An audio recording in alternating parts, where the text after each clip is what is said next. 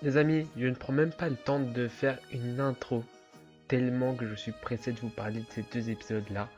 C'est l'épisode 109 et 110 qui étaient vraiment, mais ultra magnifiques. Mais c'était deux épisodes, mais franchement, je n'ai pas kiffé, j'ai surkiffé, j'ai même kiffé niveau 100 millions. Franchement là, je vais en parler directement, c'est tout bonnement magnifique. Je vais pas parler du combat Sangoku vs Ribrianne, je sais plus. Parce que il n'était pas très intéressant et c'était obligé de faire un combat comme ça pour amorcer le combat Goku vs Hit, Goku vs Jiren, excusez-moi, c'est l'habitude, mais parce qu'on pouvait pas faire un épisode directement avec ce combat là. Mais en tout cas, ce début d'épisode, enfin ce début de combat, c'était tout bonnement magnifique. Là, je sentais vraiment Goku, de la vulgarité, il était dans la merde. Franchement, ça j'ai kiffé. Surtout la petite information de Krillin en disant en fait tout expert en arts martiaux veut tout donner dans un combat. Ça, franchement, ça veut dire que tous les deux en fait ils se sous-estiment pas. C'est ça qui est intéressant. On voit un Goku assez sérieux. Au départ, j'avais pas compris pourquoi il se mettait pas directement en blue. Peut-être qu'il avait percé un peu un défaut. Mais en fait, non, c'était juste pour tester sa force par rapport à lui. Le Kamehameha, bah, juste le ki de Jiren permet de le repousser. Hein. Il se met en Super Saiyan. Ses coups ne lui font rien. Vraiment, on voit juste les coups partir de l'autre côté, mais ça fait rien, il bouge même pas. Le Super Saiyan 2, il bouge, mais vraiment d'un millimètre, hein, comme on l'avait avec son petit coup de pied. Par contre, j'étais déçu, pas de Super Saiyan 3. Pourquoi? Trop de temps pour la transformation? Sûrement. Ou peut-être qu'il savait déjà que c'était inutile. Le Super Saiyan God, il arrête avec deux doigts. Hein. Et alors ça, c'est vraiment chaud, parce que là, on voit vraiment, comme l'a dit oui, je sais plus si c'est avant ou après, il avait dit que c'était l'être qui était le plus fort même que son dieu de la destruction. Hein. Donc déjà, Sangoku en Super Saiyan God, il permet à Beerus d'utiliser 70% de sa force. Donc là, s'il arrête juste avec deux doigts Super Saiyan God Jiren, son niveau est plus fort que Beerus de large. Donc voilà, il avait compris que il fallait qu'il mette tout d'un coup avec le Super Saiyan Blue. Donc pour voir la différence entre le Super Saiyan God et le Super Saiyan Blue, hein, parce qu'on voit que Jiren commence à bouger, donc il doit avoir une grande différence entre les deux. Et donc là, Jiren se met, c'est arrivé, il combat. Mais en fait, ce Goku se fait quand même défoncer. Hein. C'était vraiment une sorte de Goku vs Broly presque. Franchement, j'ai vraiment pensé à ça. Et ce qui était intéressant, c'est que même le Kaioken, il servait à rien. Il l'utilisait juste pour augmenter vite fait un peu sa vitesse. Mais il servait surtout à fuir en fait. Après Jiren, ça lui faisait pas grand chose. Mais c'était vraiment un combat assez stylé. On voyait quand même que Jiren, quand il avait vu Goku, il avait esquivé son attaque, il commençait à faire un Kamehameha, il dit oh non, faut que j'esquive ça. Parce qu'il sentait qu'il se prendre quand même des dégâts. Donc c'était plutôt intéressant comme moment. C'était stylé surtout quand ils combattent les deux. Et là, il y a tout le monde, on voit tous les combats au-dessus de tout le monde en fait. Ils combattent au-dessus de tous les combattants. Et ce que j'ai trouvé marrant, c'est qu'en fait, normalement, ils peuvent pas voler. Et là, on a l'impression qu'ils volent. C'est soit, en fait, à chaque fois dans le combat, ils sautaient avec les murs et tout, soit c'est bizarre. Mais bon, c'était très intéressant. Mais ce que j'ai kiffé. Et je pensais que c'était que seulement un fanart. Je sais pas comment ils ont pu prévoir ça, mais c'est encore Sangoku. Il est à terre et la Jiren l'écrase avec ses pieds. Ça, c'était un mode de soumission totale. Mais ça, j'ai adoré. Ça, c'était vraiment dire, en fait, Goku, t'es dans la merde, t'es mort. Et après quoi, il prend Goku avec sa main, il prend Goku par les cheveux, il donne un gros coup de poing dans le ventre. Là, on voit Goku, il était mort. Il lui donne un gros coup de ki là dans le ventre. Goku, il se bartait vraiment à l'ouest, quoi. Bon, c'était le nord, je sais plus. J'ai pas pris ma boussole. Enfin bref, blague pourrie. Mais en plus, ce que j'ai adoré, c'est qu'on voyait les débris de la pierre, ça faisait un gros trou énorme. Et j'ai surtout kiffé le Ualida de Jiren. Ualida de Jiren, c'est fini, un truc genre. Ça, c'était vraiment stylé. Et en fait, il avait pas compris, en fait. Enfin, il avait surtout pas vu, pas compris, n'importe quoi. Il avait pas vu que Son Goku, avant de tomber, il avait mis une main en Blue Kaioken. Et du coup, il est pas tombé. Donc ça. On va pas dire ça l'a surpris, mais bon, il était un petit peu étonné, quoi. C'est quelqu'un qui lui résiste beaucoup. Hein. Et donc, Goku, il fait quoi? Il s'énerve. Il déploie son énergie. Il est avec le Kaioken et tout. Et là, ils font sur Jiren. Et Jiren, il ouvre ses yeux. Il libère un gros potentiel de ki. Et repose coucou. Mais avec des coups bizarres, des coups rouges, comme avec. Un peu comme avec Hit quand il fait son Tebashi, quand on l'avait vu dans l'arc du tournoi Univers 6 vers Univers 7. Ça, c'était intéressant. Mais ce qui était encore plus choquant, c'était l'intervention de Krillin. Il savait que Goku s'était amélioré. Il savait que Goku maîtrisait le Kaioken x20. Il s'est dit là, il peut encore rivaliser avec Jiren en fait utilisant le Kaioken x20 avec le Blue. Et là, Whis lui dit non, je suis désolé, mais ce qu'il venait d'utiliser c'était le Kaioken x Goku et c'était le Blue Kaioken x20. Donc là, on se dit il est mort. Et même sans Goku, il voyait c'est fichu. Il a même dit tu es vraiment fort en fait. Mais maintenant, je pense que je dois utiliser ma pièce maîtresse. Et là, c'est quoi cette pièce maîtresse? On le savait avec le titre, bien évidemment. On n'aurait pas eu le titre, là, on aurait dit waouh. Mais là, on s'est quand même dit yes. Bon, c'est pas waouh, mais c'est yes. Ça faisait longtemps qu'on l'avait pas vu, quoi. De Dragon Ball Super, on l'avait jamais vu, quoi. C'était la dernière fois qu'on l'avait vu, c'était avec Kid Buu. On retrouve le Genki Dama. Et ça, c'était magnifique. Et là, même lui, il dit donnez-moi votre énergie. Après il dit ça va me mettre beaucoup de temps pour accumuler beaucoup d'énergie, etc. Et Jiren là, en mode bataille, dit vas-y, tu dis vas-y, j'attendrai. C'est ta technique ultime. T'inquiète pas, j'attendrai. Ça, franchement, j'ai trouvé ça stylé. Du coup, Goku, il demande l'énergie à tout le monde. Donc c'est 17, c'est 18, il lui donne son énergie. Son Gohan Piccolo aussi. Mais ce que j'ai kiffé, enfin ce qui m'a surtout surpris, quoi, mais c'était Freezer. Ah oui, Freezer, il a dit quoi? Il a dit tiens, ça me rappelle tes mauvais souvenirs, dis donc. Et lui, il donne quand même son énergie. Ça, c'était marrant. C'était marrant qu'il donne son énergie pour le Genki Dama. Par contre, ce qui m'a choqué, bon, tout le monde ça a choqué, c'est que comment ça se fait que Dechian, Krillin et Muten Roshi, ils donnent leur énergie alors qu'ils sont plus dans le tournoi. C'est soit ils n'ont pas vu qu'ils donnaient leur énergie, soit que comme ils sont pas sur le terrain, et qui touchent environ à peu près personne, ils ont de l'énergie. Mais bon, sûrement ils vont parler dans un autre épisode en disant ouais, vous avez utilisé ça. Mais de toute façon, vu la suite de l'épisode, on s'en fout un peu. Hein. Mais j'ai kiffé surtout la musique, l'OST pour le Genki Dama. Ils ont remasterisé la musique de l'opening. Ça, franchement, c'était tout bonnement magnifique. Et du coup, là, Son Goku, il finit son Genki Dama, il dit à Jiren, ne regrette pas de m'avoir laissé du temps. Et là, je vous dis, c'est stylé. Et du coup là Goku il fait quoi? Il balance son Genki Dama. Hein. Ça, c'était... Par contre c'est vrai le Genki Dama n'était pas vraiment énorme. Hein. Je suis un peu déçu. Hein. Mais bon, on peut pas faire mieux. Et là il y a quoi? Il y a Jiren. Il est là. Son Goku il balance. Il est choqué. Jiren en train de reposer son Genki Dama. Pas reposer Genki Dama comme avec Buu. Directement d'un coup avec sa main. Une main tranquille. Il le repousse.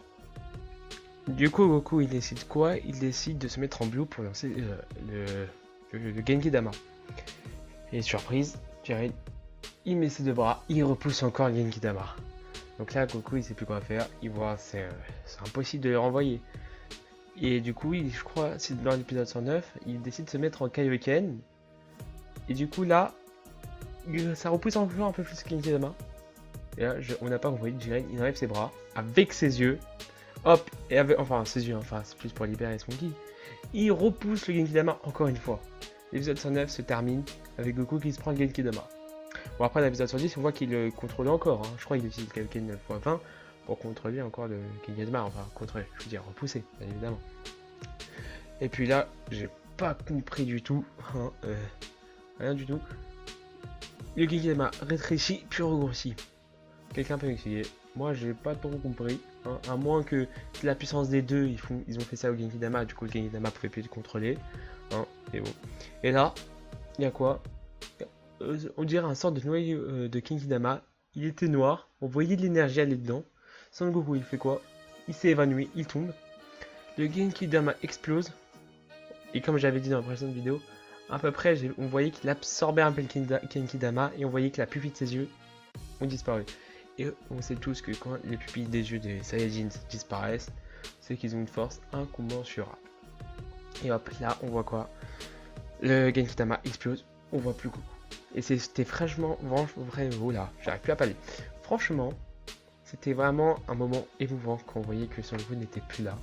C'était magnifique. Et l'univers de Jiren, je crois que c'est le 11, ils ont dit ouais, si on élimine Son Goku, tous les univers vont abandonner.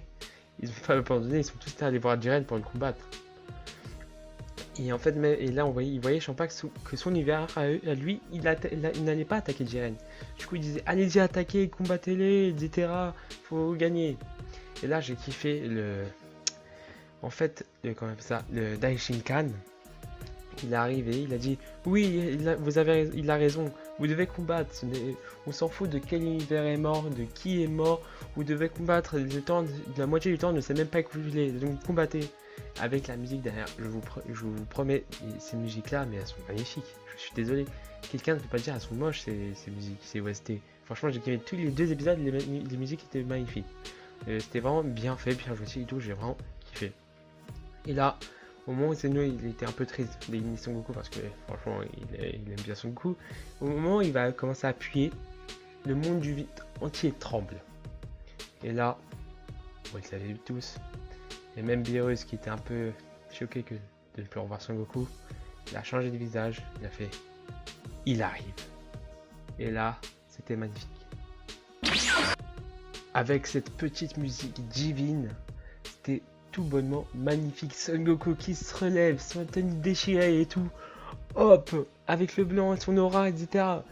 Il se relève, il se retourne d'un coup sec avec ses yeux argentés. Mais c'était tout bonnement magnifique. J'ai surkiffé le truc, c'était vraiment bien. Et après là, tout le monde est choqué. Il voyait qu'il brille, qu'est-ce qui se passe, on sait pas. Et là, Goku, il fait quoi? Il avance. On voyait un peu ce que regardait Son Goku avec son aura. Là, enfin, on était en mode intérieur de Son Goku, comme si on était Son Goku.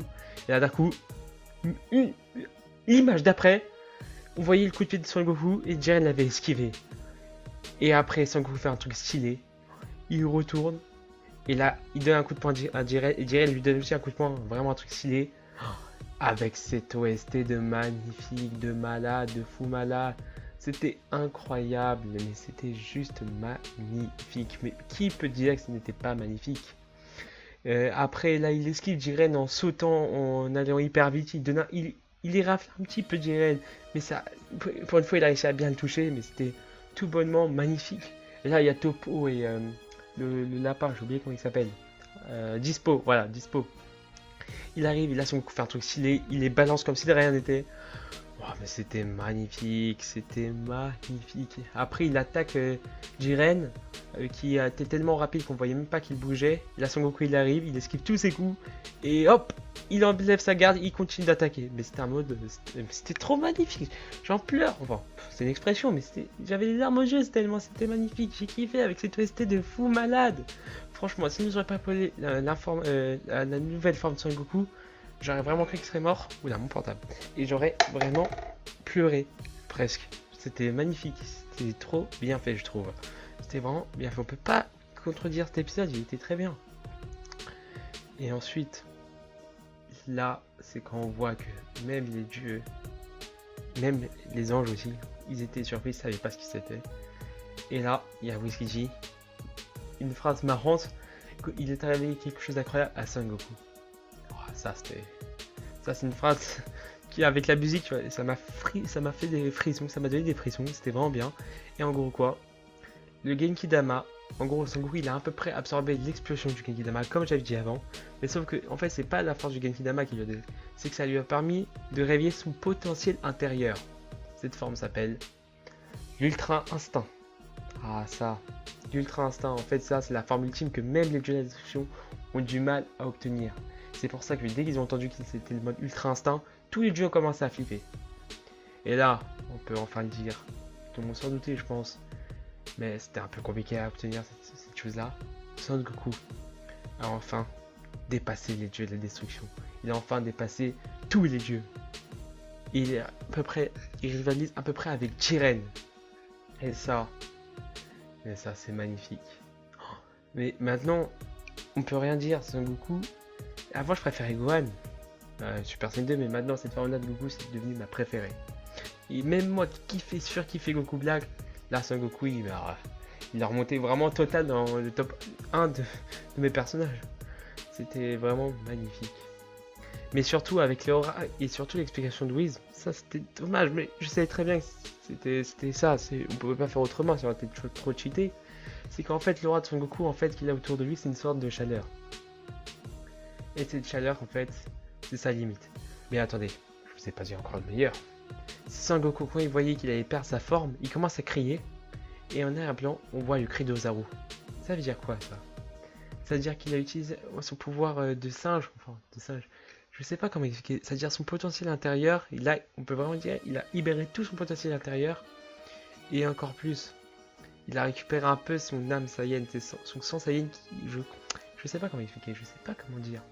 On voyait quand même qu'il était 100% Saiyan, il utilisait 100% de son sang Saiyan. Pas au niveau du cœur, mais au niveau du combat. Tous ses sens sont activés. Et en fait, c'est ça qui était marrant en fait, c'est qu'ils n'ont pas été choqués de sa puissance. Je crois pas que sa puissance a totalement changé. Mais c'est qu'en fait, ses mouvements sont tellement rapides et tellement précis que ça choque tout le monde. Quand on y maîtrise 100% de toutes ses parties du corps, on utilise tout son instinct, on est l'être parfait. C'est ça en fait. C'est juste simplement ça. Son Goku, il a réussi à utiliser 100% de toutes ses parties du corps. Il a réussi à utiliser son instinct à son maximum. Et c'est ça qui l'a fait rendre aussi puissant. Et c'est ça qui est Jiren en fait. Il a juste réussi à maîtriser totalement toutes ses parties du corps et à maîtriser totalement son instinct. Et ça, franchement, mais c'était tout bonnement magnifique.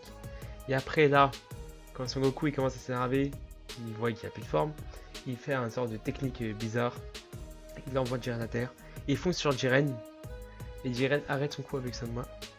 Et là il dit les Saiyajins sont des êtres intéressants. Cependant, Dark Shader c'est ta limite. Et là il repousse Son Goku. Et là ce qui était marrant c'est que Hit vient essayer d'aider Son Goku juste après. Mais maintenant je vous dis tout de suite, Hit il est plus puissant. Là il est totalement rabaissé. Jiren il est over cheaté. C'est le mec le plus puissant maintenant. Jiren c'est vraiment ça. Et du coup il nous a dit Vados dit en général quelqu'un qui finit son ennemi il a un point faible. Mais c'est Jiren qui n'a pas ce point faible. Donc en fait on voit vraiment Jiren comme quelqu'un d'invincible. Et ça franchement c'était cheaté. Après Vegeta il comprenait pas comment il est cette forme. Du coup il va le voir. Et même Son Goku ne sait pas comment il a fait pour obtenir cette forme là. Après il voyait que Ribrian allait venir. Du coup Vegeta voulait combattre Ribrian. Et là après il voit Son Goku disparu. Et c'est là que ça devient intéressant. C'est Freezer. Il est venu prendre Son Goku. Et je crois. Alors, il y a deux possibilités. C'est soit il vient le tuer parce qu'il a quand même dit une phrase. Il dit ça me rappelle certaines choses, de mauvais souvenirs qui s'est passé sur Namek. C'est soit il veut le tuer, soit il veut lui donner un peu d'énergie. Mais je pense plus qu'il veut le tuer.